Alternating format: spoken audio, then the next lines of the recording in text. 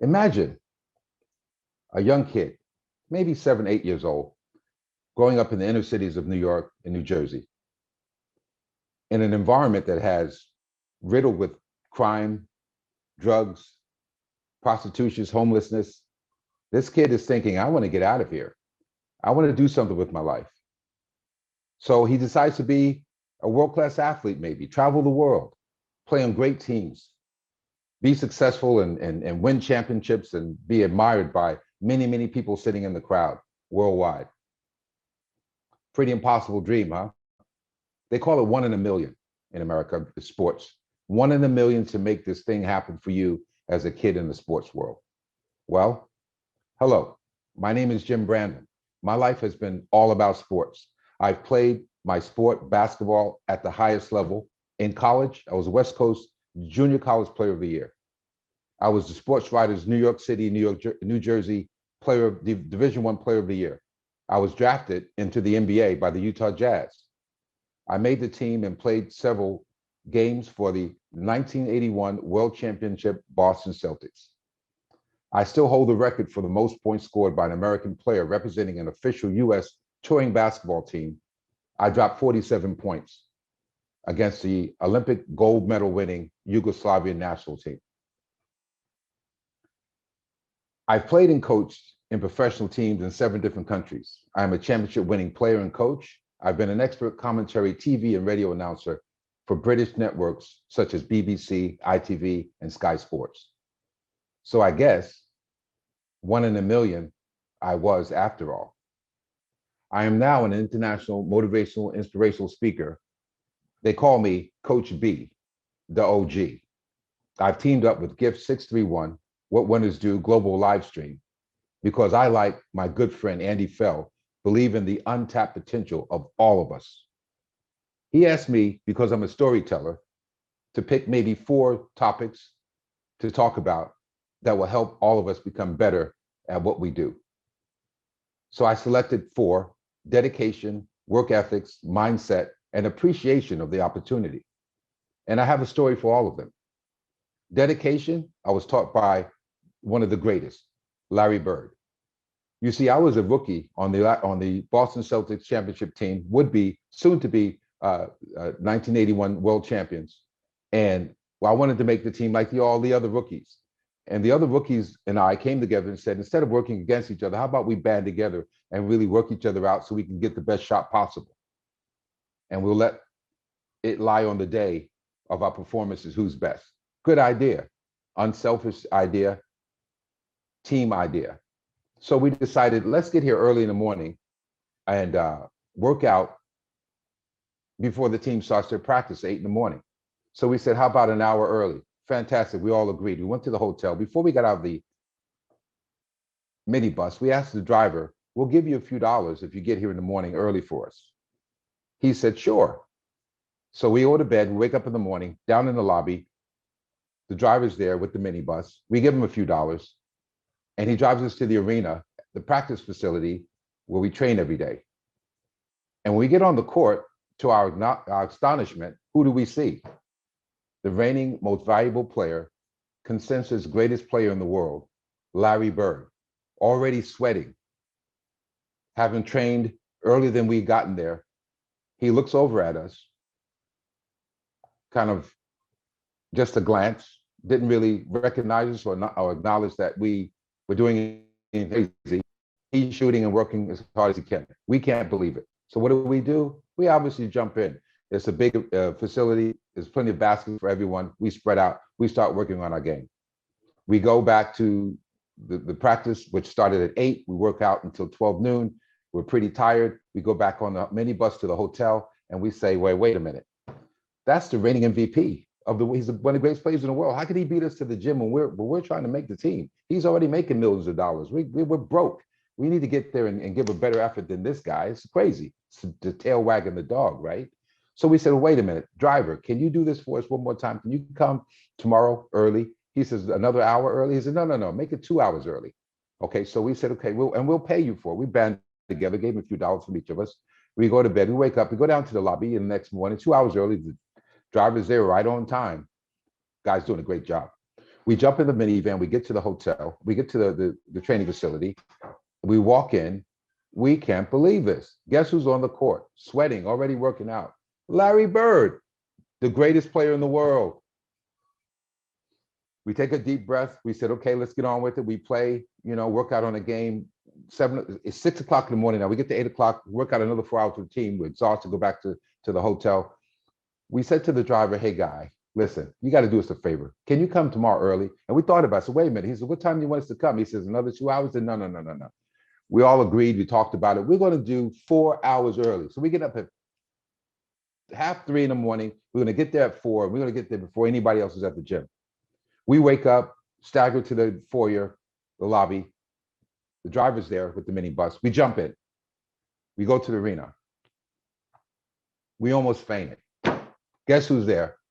Full of sweat, perspiring, getting a good workout in. 4 a.m., Larry Bird. We finished off our training, pre-training, for 4 hours. We stayed in there. We refused to leave when he was still in there. We trained to 12 midday. So that's a good 8 hours of workout. Exhausted, dragging back to the hotel in the minivan. And we get out and we tell the driver, he says, you want to come tomorrow early? He says, no, we're okay, guys. So we on our way to the hotel. He starts laughing. And we said, well, hey, what's the matter? He says, I got to confess to you guys. We said, what? He says, Larry Bird knew that you guys were coming every morning. He was calling me, asking me what time you were coming. We said, you're kidding me, but we paid you. Why would you do that to us? He says, Larry Bird has a lot more money than you do. And he took care of me. So I had to let him know. Okay. So the message that I got there is Larry Bird taught us a lesson, even mischievously, that dedication, whatever you think it is, there's always another level. Okay. And he wanted to teach us that lesson. We learned it emphatically and really one of the greatest lessons I ever learned. I remember my brother telling me as a kid, trying to play basketball, there's some kid out there who doesn't have a basketball or a nice court and may have holes in his sneakers, doesn't have the opportunity that you have, and he's working harder than you. He may not be as talented as you, but he may beat you if you don't get out there and work harder than him. I always remember that. Larry Bird reminded me of it. Work ethics. I learned something from, and again, we learn things from all over the world, all different people we meet. You got to have your antenna up. We were doing a training session in Jeddah, Saudi Arabia. And in close proximity to where we were training, there was a track meet happening, and there was athletes out there running. And I happened to stand by and I was watching the sprints, and it was this young man ran incredibly fast. I was just blown away. So I happened to, by chance, be able to see him and talk to him. I said, "Wow, you're amazing! How fast you are! How'd you learn to run so fast?" And he says, "Well, I'm from Africa, and my coach taught me the lion test." I said, "Tell me more about this lion test." He says, "Well, one day in practice, my coach felt we weren't given enough. So he told us to run as fast as we could from one spot to another, and he's going to time us. And if we ran fast enough, he was going to buy us food and maybe buy us some new, gear." And I said, "Oh, that's good." He said, "Yeah." So he told us to come on over to these bushes. It's a big bushy area. And he says, "I want you to run from here to the locker room as fast as you possibly can. If you do, I'm going to time you. If you run fast, I'm going to do all those things I told you I'd do." And the kids, obviously, he said, we were very excited about doing it. And I said, "What happened?" He said, "Well, we lined up. The coach says, 'You promise me you'll run as fast as you can.' They said, 'Yes, coach, we will.' He says, 'Ready, steady, go.' And he hit the clock, and we ran to the locker room at breakneck speed. And we got there, and he was shaking his head. That was very impressive. He says, 'Come on back. You guys did great.' He says, 'As a matter of fact, some of you broke your personal record.' They said, 'Yeah, we're going to get that food. We're going to get that reward that we were promised.' He said, 'But wait a minute. I want you to run one more time and break that time.' Okay, I think you can break it." And this is, "No, coach, we can't. We told you. We ran as fast as we could." He says, "Well, wait a minute. I just know you can do it." And they said, "Oh my God, I can't believe this, coach." He said, "Well, just try it, okay? This is all right." So he says, "Okay, ready, steady." And he says, before he clicked the watch, he said, "Hang on, what's that noise?" The coach had rigged up a sound of a lion behind the bushes. And he had some kid back there shaking the bushes. And as soon as before he said go, he said, "Oh my God, a lion." And the guys ran as quick as they can. The coach clicked his watch. They ran as fast as they could, like lightning. They hit the locker room, in the door. He clicked the phone. He chased behind them, got in the locker room, and everyone's huffing and puffing. He says, "You guys are amazing." He says, "But wait a minute. You guys ran faster this time than you did the first time. I thought you told me that you could run as fast as you could the first time." They said, "Yeah, coach, but there was a lion behind us this time." The moral of the story is, rarely do we work or perform at our best. Rarely. So I suggest to you, in your life, in your profession, in your career, in the things that you hold important to yourself, to find your lion. Is it that you want to provide for your family? Is it that you have a chip on your shoulder because people say you're not as good as you think you are? Do you have a burning desire in your gut that you want to accomplish something that people think that you can never do it? Whatever your lion is, I advise you to find your lion. Mindset. Imagine if you invited me over your house, okay? You say, hey, Jim, really great meeting you. Would like to invite you to a gathering I'm having. We're gonna have a barbecue. It's gonna be all catered. It's gonna be great food there. You're gonna have a great time. Come on over, have some friends and folks around, professional folks around. Come on and join us. Cool, I'll have a good meal. I knock on your door. You open the door and I walk in, you say, hey, Jim, good to see you. And I have with me a big can of rubbish. It's smelly, gross, revolting rubbish. Rotten fruit, smelly fish in it, flies, everything. And I dump this rubbish all over your kitchen floor. What do? I bet you chase me out of there with something in your hand, shouting at me, saying, how dare you do this to my home? So you're mad that I put rubbish in your kitchen. But the funny thing is, you'll get mad about me pushing rubbish in your kitchen, but we allow people to put rubbish in our minds every single day, and we say nothing. It's statistical fact. Look it up. 70 to 80% of all the things that go in our mind on a daily basis is negative. And we allow most of it, whether it be media, whether it be entertainment, whatever it be our circle of friends or whoever we associate with. Negativity goes between our two ears and we don't do nothing to combat it. I say to you to watch out for the things that goes into your head, because you can be successful with a smelly, gross kitchen. But the probability of being successful with negativity, rubbish in your mind is very improbable.